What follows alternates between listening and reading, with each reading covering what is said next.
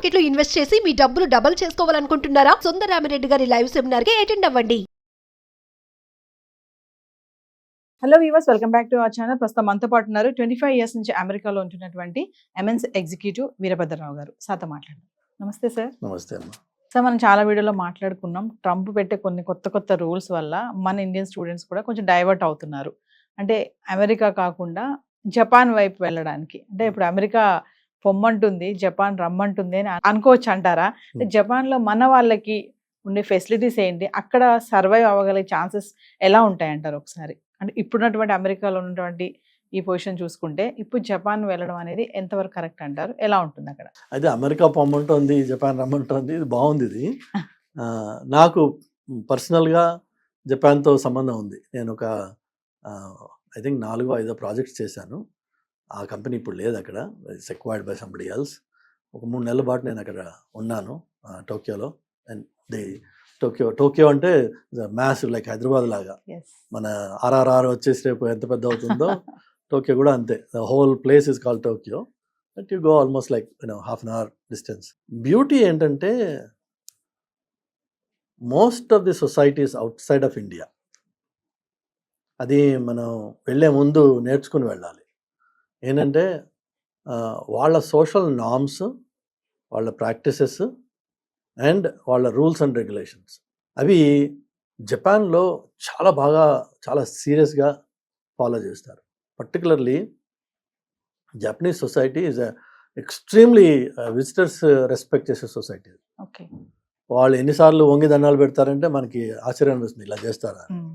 అలానే మీకు ఎప్పుడు కూడా ఒక విజిటింగ్ కార్డు ఇలా తీసి ఇలా ఇవ్వరు, ఇలా ముని చేతితో పట్టుకుని ఇవ్వడం అంటారు.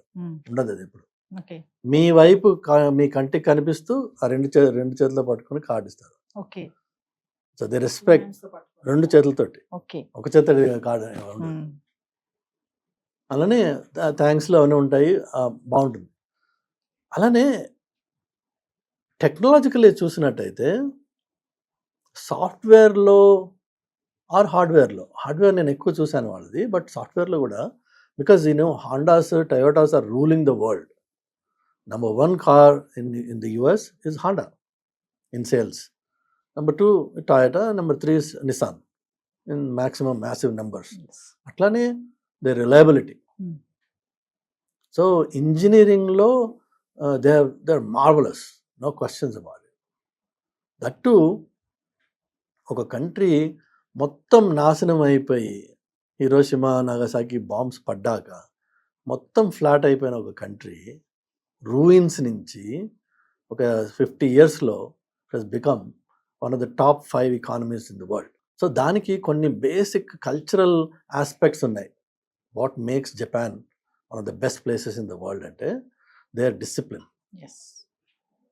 మీరు మీ వాచ్ని వాళ్ళ లోకల్ ట్రైన్ టైంని బట్టి సెకండ్స్తో సహా మీరు సెట్ చేసుకోగలరు.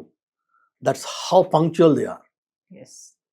How punctual, not just the train, but how punctual to anything they do in life. 9 గంటలకి మీరు ఆఫీస్ అంటే 8:50కి మీరు ఆ వాక్ వేలో చూస్తే people keep running to the office. నేను 9 లోపు ఉండాలి అక్కడ. 9 కుంటే సరిపోదు, 9 లోపు ఉండాలి పంక్చువాలిటీ. అలానే రాత్రి వాళ్ళు ఈవినింగ్ ఎంత లేట్గా వెళ్తే అంత గర్వపడతారు వాళ్ళు. ఆ లేట్గా వెళ్ళినంత మాత్రాన నెక్స్ట్ డే మార్నింగ్ నేను లేట్గా వస్తానన్నది లేదు. Morning 9 is 9, but I will give more time in the evening also. మన పిల్లలు ఇక్కడ మన కండిషన్ ఎలా ఉంటుందంటే, నేను రాత్రి 12కి వెళ్ళాను ఎందుకంటే దానికి వేరే రీజన్స్ ఉంటాయి వీళ్ళకి. నిన్న నేను 12కి వెళ్ళా కదా, ఇవాళ నేను 12కి వస్తా అంటాడు, 9కి రాడు, ఏమో ఉంటాయి ఎక్స్క్యూజెస్. ఆ రాత్రి వెళ్ళడానికి కూడా వేరే మేడప్ ఎక్స్క్యూజెస్ ఉంటాయి చాలా. సో మనకి డిఫరెంట్ హ్యాబిట్స్ ఉన్నాయి. ఆ సొసైటీ ఆ హ్యాబిట్స్ ఉండదు. సో ముందు మనం అది అమెరికా అవనివ్వండి, జపాన్ అవనివ్వండి, స్వీడన్ అవనివ్వండి, అన్ని కంట్రీస్లో కూడా మంచి ఆపర్చునిటీస్ ఉన్నాయి. కానీ వాళ్ళ సోషల్ నార్మ్స్ మనలాగా ఉండవు. అవి కొద్దిగా నేర్చుకొని వాటిని మనం ముందే ట్యూన్ చేసుకొని అక్కడికి వెళ్తే మనకి ఇబ్బంది ఉండదు. అక్కడ కూడా ఎక్స్ట్రీమ్ కోల్డ్ ఉంటుంది డ్యూరింగ్ వింటర్ సీజన్స్. అలానే వండర్ఫుల్ సమ్మర్స్ ఉన్నాయి. And Japan is one country where you walk a lot. అందుకనే వాళ్ళు మంచి లాంగ్ లైఫ్ వాళ్ళకి ఎందుకు ఉంటుందంటే they work hard yes and they walk a lot. జపాన్లో కార్స్ ఓన్ చేసుకుని డ్రైవ్ చేయాల్సిన అవసరం చాలా తక్కువ ఉంటుంది మీకు, బికాజ్ వాళ్ళ పబ్లిక్ ట్రాన్స్పోర్టేషన్ కూడా అంత వెల్ కనెక్టెడ్, అంత టైమ్లీ, అంత punctual and also comfortable. Opportunities వస్తే తప్పనిసరిగా వెళ్ళొచ్చు జపాన్కి. అక్కడ నేర్చుకునే అవకాశాలు చాలా బాగున్నాయి. ఒకటి అక్కడ ఇబ్బంది జరుగుతుంది ఏంటంటే బికాజ్ వాళ్ళ medium of education is going to be Japanese. ఒక పిల్లలు పుట్టిన తర్వాత అక్కడికి వెళ్ళడం అన్నది కొద్దిగా ఇబ్బంది అవుతుంది. Okay education is highly expensive in Japan. Okay so మన పిల్లల్ని అక్కడికి వెళ్ళి నాన్ జపనీస్ స్కూల్స్లోకి, ఏదైనా బ్రిటిష్ స్కూల్, ఏదైనా అమెరికన్ స్కూల్లోకి పంపించాలంటే మీకు హాఫ్ శాలరీ దాంట్లో పోతుంది, provided you make at that level. So పిల్లలు పుట్టిన తర్వాత అక్కడ ఇబ్బంది అవుతుంది, కానీ పిల్లలు లేనప్పుడు, బ్యాచిలర్స్గా ఉన్నప్పుడు, బిఫోర్ మ్యారేజ్ జపాన్ ఆపర్చునిటీస్ వస్తే డెఫినెట్గా వెళ్ళొచ్చు. Yes society also is very safe. Pockets of insecure places ఉంటాయి, కానీ in general it's a very safe place. And technologically నేను ఉన్న రోజుల్లో చూశాను నేను, they are still, I'm telling you, they still probably 10 to 15 years ahead of the rest of the world. వాళ్ళ దగ్గర వచ్చిన కొన్ని ఇన్నోవేషన్స్ మిగిలిన వరల్డ్కి రావడానికి 10 ఏళ్ళు పడుతుంది. అంత ముందున్నారు వాళ్ళు. కానీ వాళ్ళు చెయ్యింది ఏంటంటే they don't market themselves as well as some of these other countries that. And of course pride కానీ, వాళ్ళ కల్చర్ కానీ, వాళ్ళ హెరిటేజ్ కానీ, there all things to learn. It's one of the best places to go to. వాళ్ళ mountains, వాళ్ళ of course bullet train is theirs. Yes. It's a wonderful experience to travel by that. Yeah, Japan is definitely a good choice. ఎవరికైనా పెళ్ళికాక ముందు అవకాశం వస్తే తప్పనిసరిగా వెళ్ళండి. అంటే ఇక్కడ ఒక క్వశ్చన్ చెప్పండి సార్, ఇప్పుడు అమెరికాలో ఉన్నటువంటి మన స్టూడెంట్స్ పరిస్థితి కానీ, జాబ్ చేయాలంటే పరిస్థితి, ఇప్పుడు ట్రంప్ ఏదో ఒకటి చేయాలి, 2 చేయడానికి లేదు అని అంటున్నారు. ఇటువంటి టైంలో అంటే దేని ఆపర్చునిటీగా తీసుకుని జపాన్ వాళ్ళు మన వాళ్ళకి ఏమైనా ఆపర్చునిటీస్ ఇచ్చే ఛాన్సెస్ ఉన్నాయంటారా? అంటే స్టూడెంట్స్ ఇప్పుడు ఇలా ఇబ్బంది పడుతున్నారు కదా, ఇక్కడికి వస్తే ఇక్కడికి వాళ్ళ ఏమన్నా జాబ్ ఫెసిలిటీస్ కానీ ఇలాంటి అవకాశాలు ఎలా ఉంటాయంటారు ఈ టైంలో? ట్రంప్ అనలేదు, చదువుకి చదివే, ఉద్యోగానికి ఉద్యోగే, ఈ రూల్ మొదటి నుంచి ఉంది. సో చదువు కోసం వచ్చిన వాడెవడు పని చేయకూడదు. నేను జాబ్ అనట్లేదు, చదువు కోసం వచ్చిన వాడెవడు పని చేయకూడదు. That's a rule that has been there forever. Okay, so let's get that straight. ఈ రోజున ఆ తల్లిదండ్రులు కోపాలు రావచ్చు, పిల్లలు కోపాలు రావచ్చు, కానీ మీరు ఇన్నాళ్ళు దాన్ని అవాయిడ్ చేయగలిగారు, ఇప్పుడు చేయలేకపోతారు. ఇప్పటికీ చెయ్యొచ్చేమో, ప్రతి చోట వాడు ఏదో ఫిల్టర్ వేసి. జనరల్గా ఏదైతే ఒక రాంగ్ ప్రాక్టీస్ వచ్చేసిందో అది వాళ్ళకి కూడా తెలిసిపోయింది. ఈవెన్ యూకేలో కూడా ఇండియన్ రెస్టారెంట్స్, చైనీస్ రెస్టారెంట్స్ని వాళ్ళు రైడ్ చేస్తున్నారు. సో వాళ్ళకి తెలుసు ఎవరుంటారు అక్కడ. యూఎస్లో కూడా వీళ్ళకి తెలుసు ఇండియన్ రెస్టారెంట్స్ ప్రాక్టీసెస్ ఏంటి. And just so you know, జనరల్గా రెస్టారెంట్స్లో వర్క్ చేసే వాళ్ళకి యూఎస్లో $2.50 give or take 50 cents per hour ఇస్తారు. ఎందుకో తెలుసా? వాళ్ళకి main source of income tips, not the salary. So ఆ రోజున వాళ్ళకి ఒక $100 టిప్ వచ్చింది, $200 టిప్ వచ్చింది, అందుకనే 15% మినిమం టిప్ ఇవ్వాలి. మీరు ఏమాత్రం కొద్దిగా మీకు ఇచ్చే కెపాసిటీ ఉంటే give them 20%. That's the way the society works. ఏమీ లేని వాడు కూడా ఇస్తాడు అది. ఒక typical American will tip the staff no matter what, except మీ ఫుడ్ చెత్తగా ఉంది, లేదంటే సర్వీస్ బాగాలేదు అనుకునే రోజులో తప్ప, ఆ టైప్లో తప్ప 99% of the time everyone will tip the staff. అందులో there is no second thought about it. అందుకని చెప్పేసి వాళ్ళ జీతాలు ఎంప్లాయర్స్ $2.50 అంత ఇస్తారు.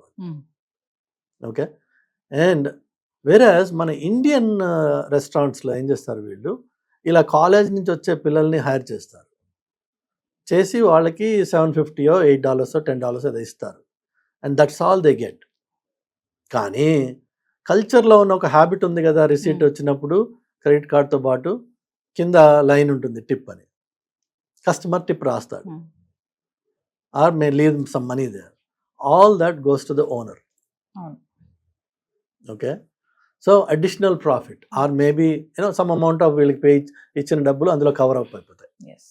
సో ఈ చౌకబార్ ప్రాక్టీసెస్ ఎవరితో చేయొచ్చు? వాడు లోకల్ అమెరికన్ సిటిజన్ తోటి చేయలేరు. ఇలా వచ్చే students out of desperation they want work, they want make some extra money. ఆ స్టూడెంట్స్ని వీడు ఎక్స్ప్లాయిట్ చేస్తున్నాడు, ఎందుకంటే వాళ్ళకి వచ్చే టిప్స్ వాడు తింటున్నాడు కదా. So it's a sort of an exploitation. Okay, so అది జరుగుతోంది, అది తప్పు. మనం దాన్ని వాడుకుంటున్నాము thinking that it's a job. It is not. కూలి పని చేయడానికి వెళ్తున్నాం అమెరికాకి, దయచేసి మానేయండి దాన్ని. ఈ వేరే కంట్రీస్ అంటారా, మీకు యాక్చువల్గా జర్మనీలో కానీ, స్విట్జర్లాండ్లో కానీ, స్వీడన్లో కానీ సూపర్లేటివ్ ఆపర్చునిటీస్ ఉన్నాయి, where they fund your education, they offer free accommodation, అన్నీ ఉన్నాయి, provided your a brilliant student. మీ రెస్పెక్టివ్ సబ్జెక్ట్ మ్యాటర్లో మీరు బ్రిలియంట్ అయినట్టయితే there are countries that are, even today, forget about Trump, yes, even today they want you to come. Challenge alla akkada jarigedi ante, one is that you have to be a brilliant student, you have to be a genius in your subject area. Yes. ఒకటి number 1. Number 2, అక్కడ వచ్చి జరిగేది ఏంటంటే వాడు జర్మన్లో మాట్లాడతాడు, వాడు మనకి ఆ భాష రాదు. ప్యారిస్కి వెళ్తే ఫ్రెంచ్లో మాట్లాడతాడు, మనకి ఆ భాష రాదు. రేపు జపాన్కి వెళ్ళినా అదే ప్రాబ్లం, వాళ్ళు జపనీస్తో మాట్లాడతారు. ఇన్ఫ్యాక్ట్ చాలా మంది అక్కడ ఇంగ్లీష్లో మాట్లాడుతుంది, వాళ్ళకి రాదు కూడా పాపం. సో ఆ లాంగ్వేజ్ బ్యారియర్స్ ఉన్నాయి కాబట్టి మన ఇండియన్స్ కానీ వేరే వాళ్ళు కానీ ఆ కంట్రీస్ ఎక్స్ప్లోర్ చేయట్లేదు. కానీ అమెరికాలో ఎందుకు వెళ్తున్నాం అంటే మనకి తెచ్చిన కొద్ది గొప్ప ఇంగ్లీష్ తోటి అక్కడ మేనేజ్ చేసేయచ్చు మనం, కాబట్టి అది ప్రిఫరెన్స్ అయిపోతుంది మనకి. ప్లస్ ఈ other practices are contributing to it. But నిజంగా వర్త్ ఉన్న student there are other countries that are offering much better opportunities if you have talent, if you are a genius, brilliant, yes. If you are really good at it. అంతేగాని 4 ఏళ్ల డిగ్రీని 6 ఏళ్లలో చేసిన వాడికి అక్కడ పిలిచి రానా నేను నీకు 100,000 ఇస్తానని వాడివాడు. అమెరికాలో 4 ఏళ్ల డిగ్రీని 2 ఏళ్లలో కంప్లీట్ చేసిన పిల్లలు ఉంటారు, because it's all credit based. And if you have the right brains, in fact చాలా మంది చేస్తారు అట్లా. మన పిల్లలు కూడా ఎవరైతే అక్కడ లోకల్గా ఉండి దోస్ దట్ అండర్స్టాండ్ 4 years డిగ్రీని 3 yearsలో కంప్లీట్ చేస్తారు. ఓకే, సో 1 year ఫీ వాళ్ళకి మిగిలింది కదా. ఆ మెథడ్ తెలుసుకుంటే, method plus it's your brilliance that matters. It's your hard work. ఆ క్రెడిట్ అంతా క్రెడిట్ బేస్డ్ ఉంటుంది, ఎన్ని క్రెడిట్స్ పర్ ఇయర్ ఇంత మినిమం తీసుకోవాలి. But there's no maximum. You work hard, you try to complete it faster so that you'll save the time and money. So if you are good, anywhere in the world you will succeed. If you are bad, you'll have troubles no matter where you go. ఎక్కడైనా trouble. Thank you, sir. Thank you.